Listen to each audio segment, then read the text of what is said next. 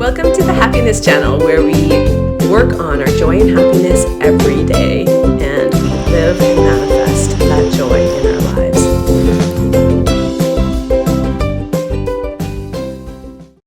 I'm Dagan Phoenix, and I am going to talk to you about something that's extremely important and touches deeply upon my heart. A subject that is hard to talk about, and there's a lot of information out there, and there's a general consensus that infidelity is this thing that you can't kind of get over. It's like one of those things that you usually talk about when you're first together with someone and you're like, the one thing I will not put up with, absolutely never put up with, is infidelity.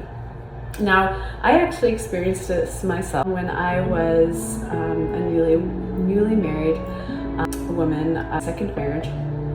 My husband was separated from me for a while. It was to do with immigration issues, and during that separation, there was like about an 8-month period. About 8 to 9 months after we had gotten married, he ended up going and drinking and sleeping with someone.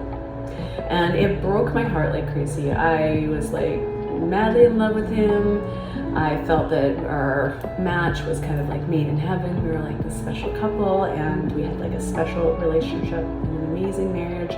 And I had 4 children from my previous marriage. And I felt like that we were just like this special kind of match, and that he was like a really special guy. And when I found out that, I was like, that's it. I'm done. I don't want to see you again. I was just totally brokenhearted, and I just kind of blocked him on my phone, and he wasn't there at the time. So I was like, well, that's the end of that. Now, he kept trying to get a hold of me. And eventually I unblocked him, and I heard him tell me in a message, I didn't respond, that he was going to try to come to Canada, where we lived. And he was in Idaho at the time. And so he arrived back at our house, and in his teddy bear kind of sweet, loving, adorable kind of way, he kind of made me feel like he wouldn't do it again. And I just loved him so much that I just forgave him. And that process happened fast to having done sexual acts with other women, usually strip clubs, and it was very hard for me. Found prostitutes. First one was like a one-night stand at a bar, and then everything else after that was pretty much strippers and prostitutes. And I felt this need to try to preserve our relationship over the course of time, and it made people question that. I have my best friend would question it, and I'd be like, she'd be like, why would you want to stay with somebody who treats you with such little respect? First infidelity, I was pregnant. I didn't know I was pregnant at the time, but I was pregnant. And then the second infidelity, we had 2 children, actually 3 children, but it had been happening for some time. And then third and the fourth, we had our fourth child, and then we split up at the 4th child mark. Before that, we were going to split up, but we didn't end up actually splitting up. So we just kind of stayed together for a while, and he was trying to work through his issues because he has a sexual addiction. So a sexual addiction is where you have like a low level kind of depressive state, and so you have a hard time reaching those peaks of normal kind of feelings, emotional happiness feelings. And so in order to bring up to the peak, that people who have addictions, drug addictions, alcohol addictions, and sex addictions, pretty much any addiction, they're doing it to bring themselves out of like a depressed state, and bring them up out of the depressed state and come back down. It brings them up and comes back down, often lower, because they feel bad about what has happened and what they have done to their spouse. The reason why I felt this need to work through it is because of my connection to God. And whenever I made a decision about anything, I needed to first ask my Heavenly Father what it is He wanted me to do. And so on the last split up, very strongly that I was being helped, and that I was going to leave my husband and push him out of the picture and move on with my life. It was very difficult for me because financially I was like a mom, I stay-at-home mom. It was quite a bit of a struggle, but I also was like very much into the mind over matter concepts. And so I'm like, I'm going to do this. I can do it on my own. I don't need him. And so I started to move towards the direction as a real estate agent at the time. And I was also writing my first book. And so I just kept working on it and kept listening to my meditation and my hypnotherapy, and I just kept moving forward, one step after the other after the other. And he was on his own. He had moved out and he had started to work on himself. And he had worked on himself multiple times, but our family situation and our financial situation was always so difficult to stay on a specific track. And so, not that that's an excuse for him, but that is kind of part of the reason why it was such a struggle. And also in our marriage, we had a really hard time working through the issues that we were experiencing in our marriage. For him, he kind of just avoided. He has an avoidant personality. And for me, I had like a pursuing personality. So I was like, in order to fix these problems, in order to make this work, what we need to do is, and then I wanted to do spiritual study in the morning, and I wanted to do hypnotherapy together, and I wanted to date together, and I just wanted to work on our sex life, and I wanted to work on all these different things. And since I've been divorced already one time, I found it very difficult to say, you know what, I don't want to do this anymore, because the first marriage, when it ended, it was really bad. There was custody battles, and the children really suffered because of it. So I really didn't want to do that. But at the point of the fourth infidelity, and I was like, that's it. I'm like, I can do it, and Heavenly Father will watch over me and make sure that I'll be fine. And I'll be just happy, and everything's going to be okay. And though I struggled emotionally, I kept moving forward, one in front of the other, using the steps that I've taught in my happiness meditations and in my classes. And slowly but surely, I was making my way out of that depressed kind of state. I was using God's power, and I used some other resources that I had. And together I was able to move through it. And then James came, and he came to me and he's like, I really want to make this work. And I said, there's only one way that I will consider getting back together. And this is after he had been working on himself, and he was in a much better place emotionally. Said, if one condition, we will try it again for our family's sake and for my sake, but I'm only going to do it under one condition. And I said it was if we moved to Hawaii. And so we moved to Hawaii, and we're working together on this amazing happiness resort project. And so even though all these terrible things happened, infidelity one after the other, still something amazing has come of it. And that is that I have learned a lot of things, and he has learned a lot of things about marriage and love and having a good relationship. And I would like to just address some of those things that are really important for you to make a decision about whether or not you want to stay with somebody who has been unfaithful to you. And this is an individual decision. It's very important that it be made just by you. And I would consider praying and meditating on it significantly, and free writing. So you can pray, number one. You can meditate. So meditation is kind of like a prayer, but you just close your eyes, relax, and just put on some nice music, and you can follow my hypnotherapy sessions and also my meditation sessions that will help you to guide you if you have a hard time staying focused. But if not, you can take deep breaths in, and you can just visualize the thing that you need.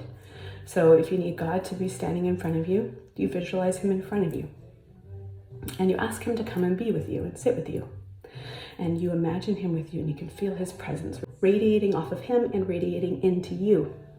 And as that beautiful energy comes into you, and you're praying and you're taking these deep breaths in and out, and you're allowing the tension to flow out of your body. So you imagine the tension from the top of your head, all the different muscles, all the way through your body, just relaxing. And one way you can do it, and I teach the classes, is that you just drop down your body,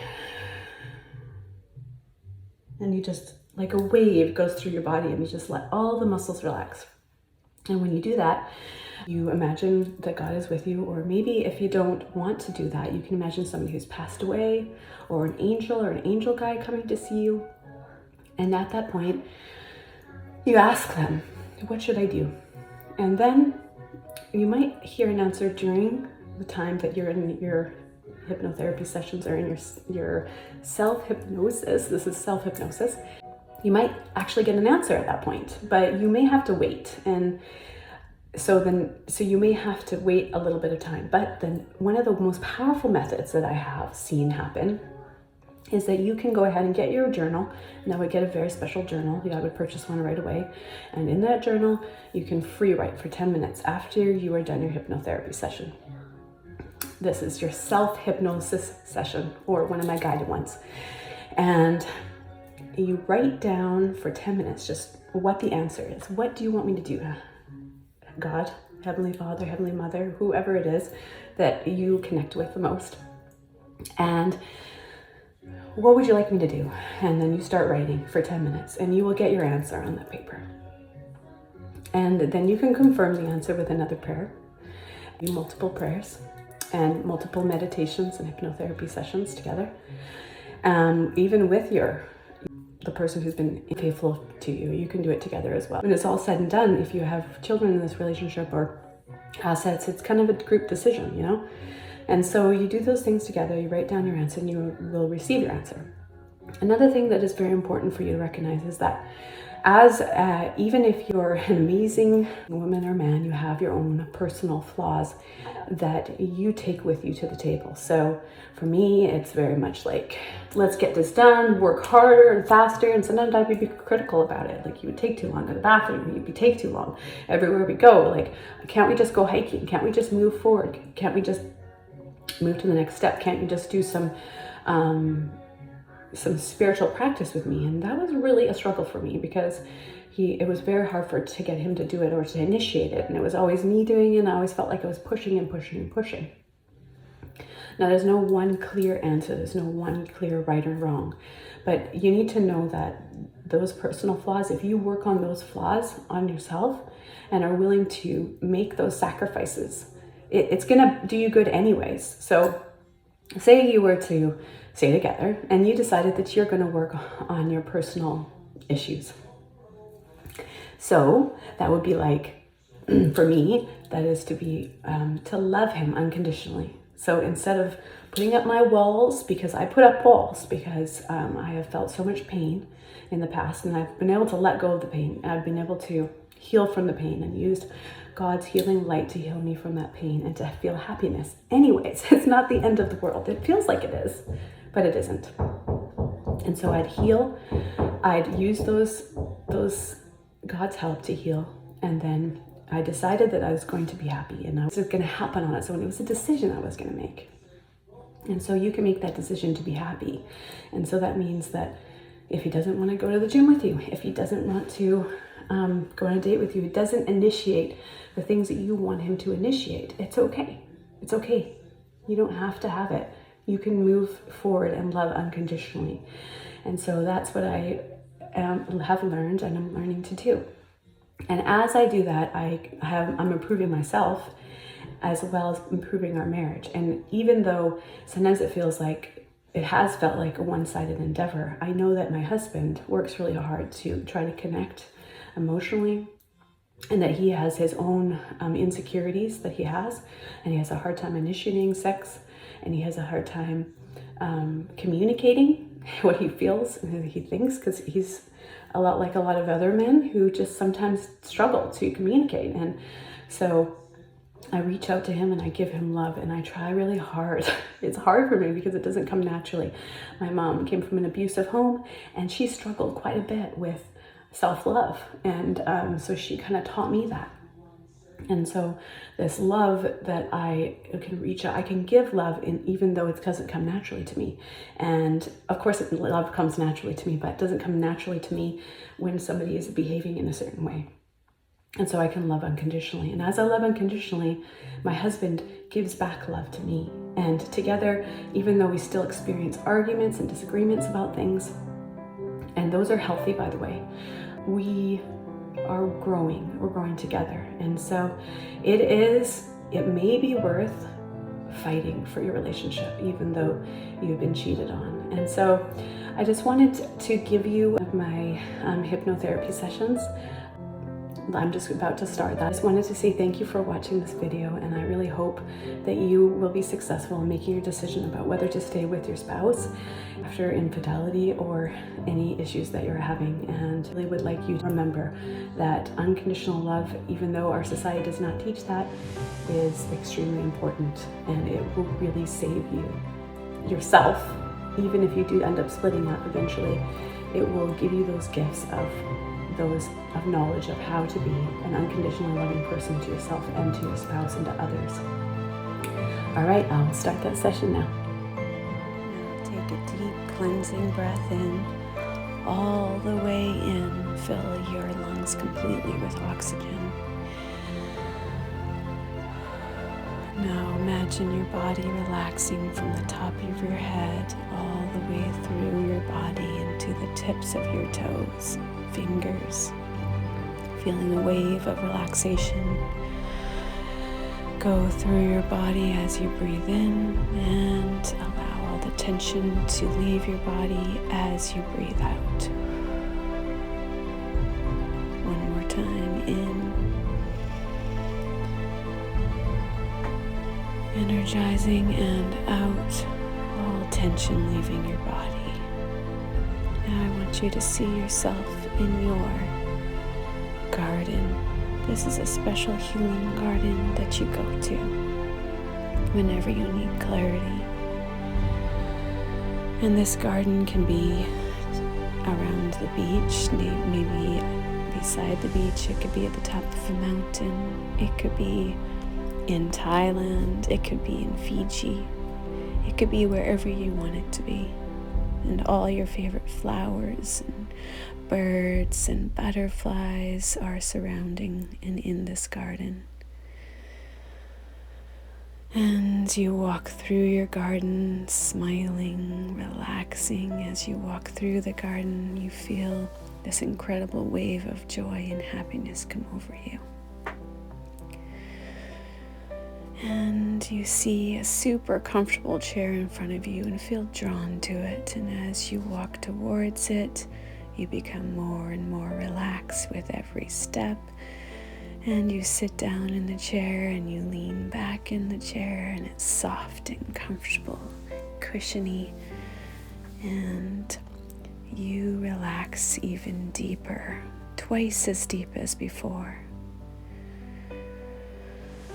Taking deep cleansing breath in and releasing all carbon dioxide, breathing in oxygen and positivity, breathing out negativity.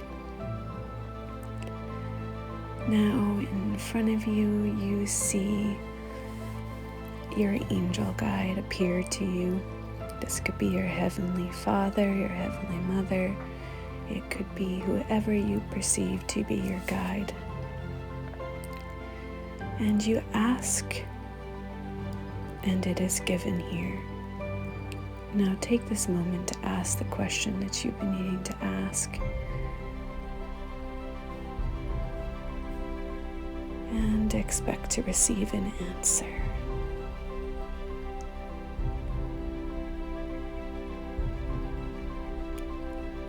There is a pure healing white light radiating off of your angel guide or God, and that energy flows into your body and it heals you of stress and pain and anxiety, tears and heartbreak. You can feel that cleansing, healing light flow into your body, taking away all pain and sorrow and replacing it with happiness and joy. And you feel a smile creep upon your face as you are surrounded with so much love, more love than you've ever felt in your life. And you feel the answers coming to you now. Just keep an open mind and allow those answers to flow to you. What do you need to know?